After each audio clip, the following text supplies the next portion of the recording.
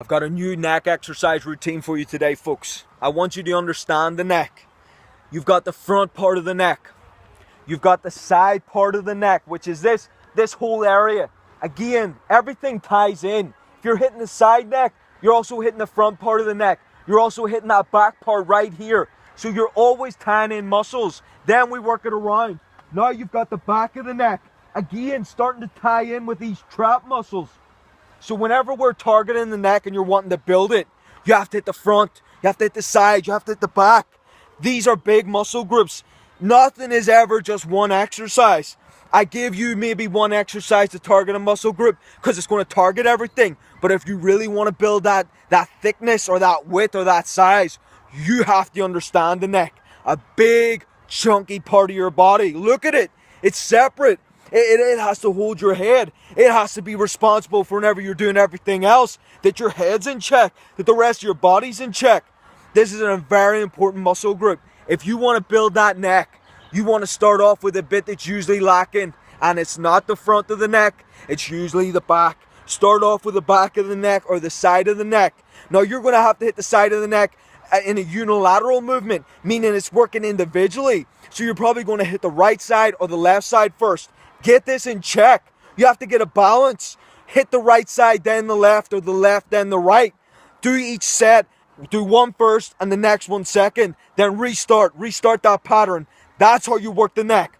So you work on the back or the sides first. If you're one of the very few, one of the 1 in a billion that has a lacking front part of the neck, then therefore you start off with that. The best exercise to work the back of the neck is the rear neck raise. You have your body straight, or it would be hanging if it's hanging off a bench, and then you bring the neck back like so. There's equipment out there that you can place over your head, attach a weight, and do it like so. Or you can use any other form of resistance. Do the same for the whole neck. Work the back, work the sides. Again, you'll be hanging, lying flat on the floor or off a bench. If you want to work the right part, you lie on the bench like so, stretch your neck down, come up and squeeze. Turn around, do the same on the other side. Lie flat on the bench, come down, up, squeeze. You have to squeeze the muscles and stretch the muscles. Then you finish off with the front. You lie back flat on the ground or the bench and you come up and squeeze. Now this is what I've shared before. There's better exercises, things that you can add in. If you want to target the front, if you want to get a really strong neck, you can start to throw in twists. Now whenever you're lying, you keep the tension on the neck, keep your body straight, twist side to side as if you're doing the no motion. Now you can also do the side to side motion. You can also do this whilst working the back of the neck. You do the same thing, you lie on your front, you keep that tension on the back of your neck and you twist side to side.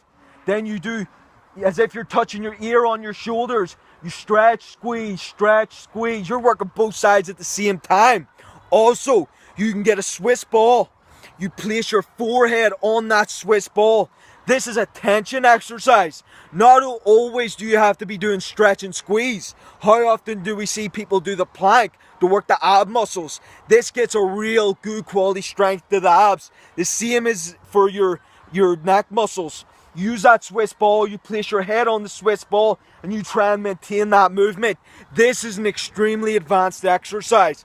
That's not something everybody should be doing. If you're doing that exercise, you've been training your neck for a long time. If you've never done it before, my advice is you keep that for a later day.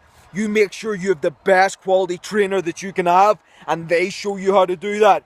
But if you start off with those neck exercises, the raises, the twists, and the movements that go and stretch and squeeze, you're going to build a thick, strong neck that supports your whole body, builds muscle, and ultimately makes you more able to do the exercises that you want to do.